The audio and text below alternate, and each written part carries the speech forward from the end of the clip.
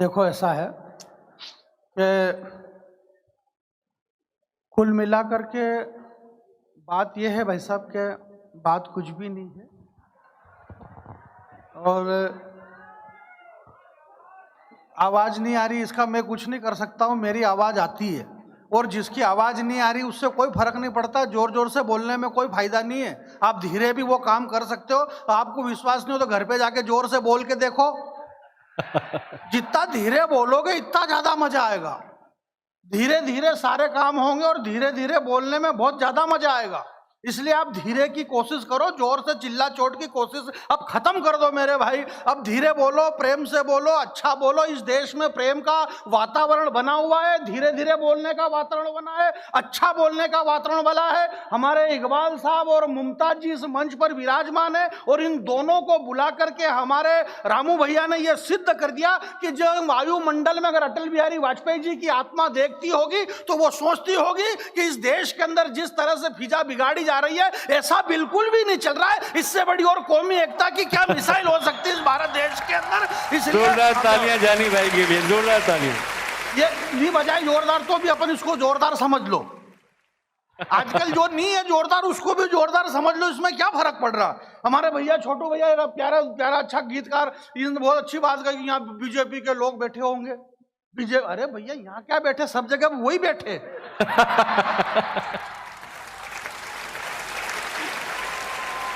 क्या बात है जानी। ये आ गई चाय। अभी इनको कुछ कह नहीं सकते हो क्योंकि इस देश में बस यही चल रहा है, या तो चाय वाला या फिर गाय वाला, बाकी चल कौन रहा है।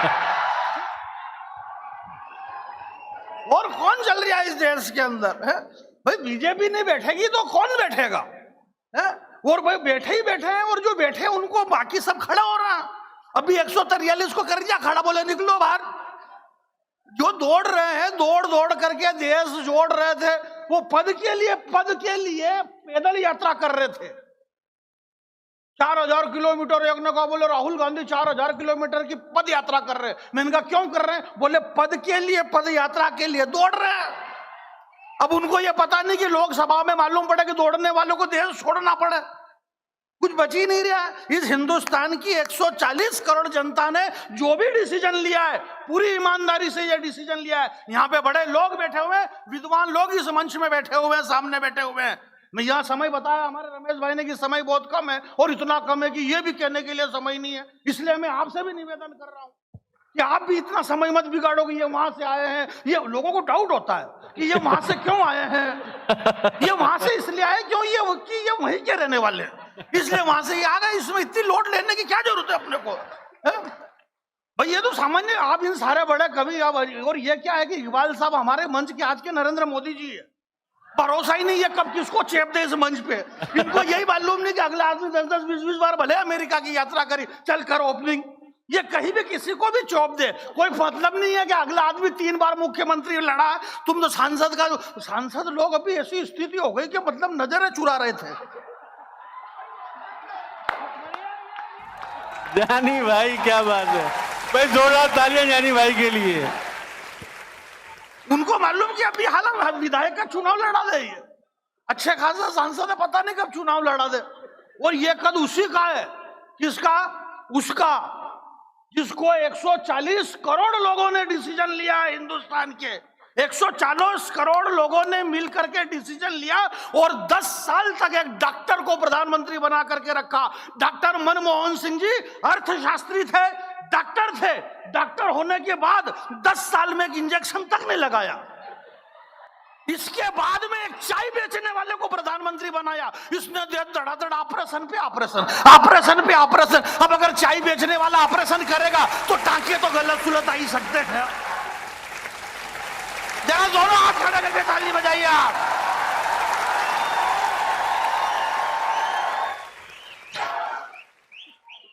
ये तो सबको पता है भाई साहब। एक नई कविता आप सुनिएगा, पहली बार सुनेंगे आप। और अगर इसके पहले भी आपने सुन रखी है तो चेहरे के हाव भाव ऐसे बनाओ जैसे पहली बार सुन रहे हैं आप। सुनिएगा आप, एक बात कहना पड़ेगा। समय बहुत वाक्य मेरे पास, मैं 10 मिनट का समय लूंगा। 5 मिनट मेरे हिस्से के अनामिका जी और बड़े भैया विष्णु भैया को दूंगा। हालांकि मैं इस सरस्वती के मंच से झूठ नहीं बोलूंगा। एक तो यहाँ पे झूठ बहुत बोला जाता है भाई साहब, मेरे बड़े भैया बैठे हुए, मेरे भाई साहब बैठे हुए, ये ऐसे भाई साहब मेरे कोई भाई साहब नहीं क्या। अरे यार मेरी बात सुनो, ये मेरी बहन है, ऐसा कैसे बहन है भाई? अपनी बहन यहाँ पे क्या करे? अपनी बहन अपने घर पे, तो जो जिसका भाई है उसी को भाई रहने दो, और जो जिसकी बहन है उसी को उसी की बहन रहने दो। जबरदस्ती इसकी बहन को यहाँ से उठा के इसके पास में बिठा रहे और इसकी बहन को इसके पास में। जो बहन है अपने क्या फोकट की बातें, कोई मतलब नहीं इन बातों से है? ऐसा कुछ भी नहीं हो रहा। भाई बहन भाई बहन भाई बहन भाई बहन, कोई किसी का भाई बहन नहीं। ये सारे बड़े कवि देश दुनिया में जाते रहते, अमेरिका, लंदन, दिल्ली, मुंबई, कलकत्ता, मद्रास। मैं तो कहीं भी नहीं गया हूँ भैया, बहुत छोटा आदमी हूँ। पहली बार भाई साहब हमारे देवेंद्र भैया ने याद किया तो मैं आ गया, और याद क्या किया, अच्छा खासा पेमेंट देके बुलाया। एक बात बताइए, बताना पड़ा, ज्यादा इतनी गरीबी वापरो तो मालूम पड़े 2, 4, 5 हज़ार रुपया कम हो गया पेमेंट में। इसलिए ऐसा भी नहीं है, ये हमारा संयम बहुत भावुक हो जाता है। परसों रोज एक कवि सम्मेलन में थे हम, बेंगलोर में थे ना। हाँ तो कर, स्टैंडर्ड तो मेंटेन होगा अपना कम से कम के बेंगलोर में। बोले मैं आपके बीच में मंच का बहुत छोटा कवि, एक गजल सुना रहा हूँ।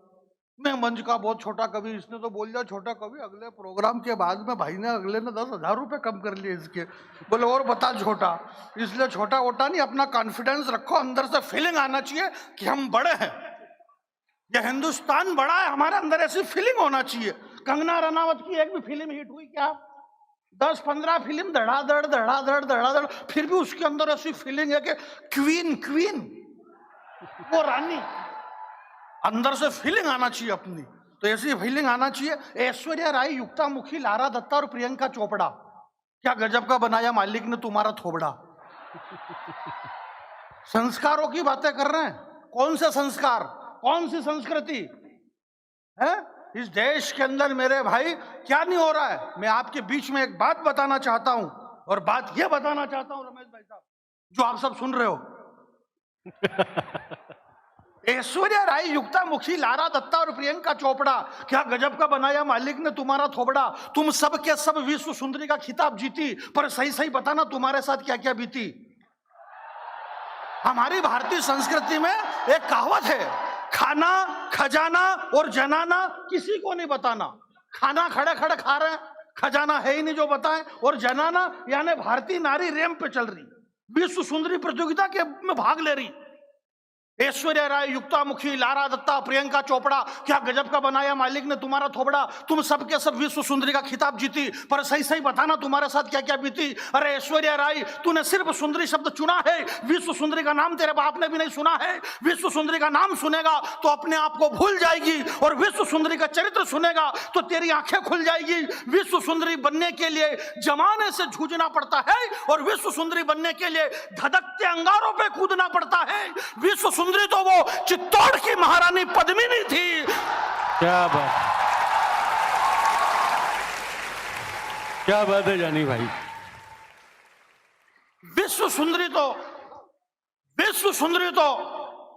वो चित्तौड़ की मार। विश्व सुंदरी बनने के लिए जमाने से जूझना पड़ता है, और विश्व सुंदरी बनने के लिए धधकते अंगारों पे कूदना पड़ता है। विश्व सुंदरी तो वो चित्तौड़ की महारानी पद्मिनी थी, जिसकी सुंदरता के आगे आईना तक टूट गया था, और पानी में चेहरा देखा था अलाउद्दीन खिलजी ने, उसका भी पसीना छूट गया था।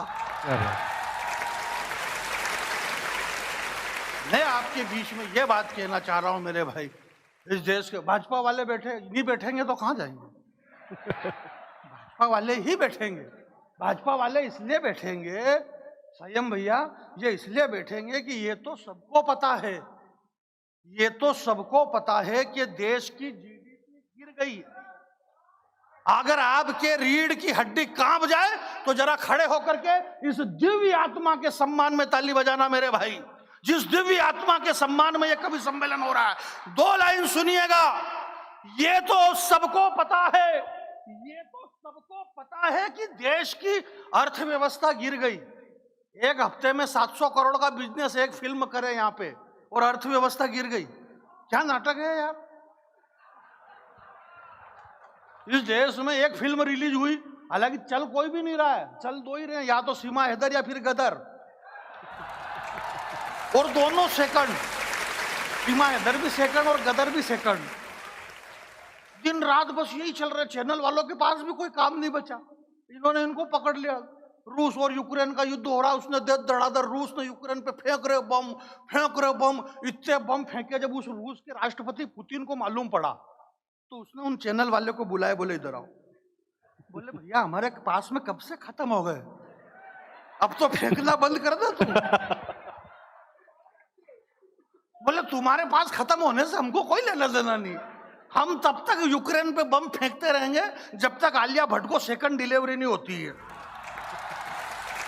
हमको भी तो काम चाहिए कि नहीं चाहिए? तुम्हारे नहीं फेंकने से, तुम्हारे खत्म होने से हमको क्या लेना देना, ये तो सबको पता है। मैं 2 लाइन आपके चरणों में श्रद्धेय हमारे कालजयी कविवर के सम्मान में ये जो काव्य कुंज आपने करवाया है, बड़े भैया मैं आपको प्रणाम करता हूँ। हमारे मंत्री जी आज मेरी जन्मभूमि भोपाल में है, मैं उन्हें प्रणाम करता हूँ।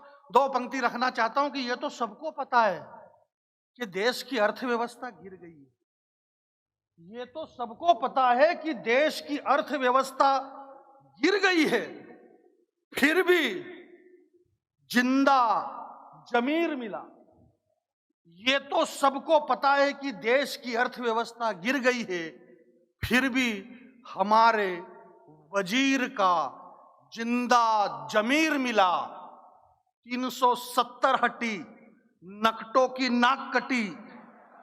सुनिएगा और आपके हाथ उठे कि ये तो सबको पता है कि देश की अर्थव्यवस्था गिर गई, फिर भी हमारे वजीर का जिंदा जमीर मिला। 370 हटी, नकटों की नाक कटी, मुस्कुराता हुआ कश्मीर मिला। डीजल, पेट्रोल, गैस, ग्वालियर के लोगों जरा हाथ उठाना कि डीजल, पेट्रोल, गैस के बढ़े हुए दाम मिले, बदले में बरसों बाद अवध में लखन सिया सहित राम मिले।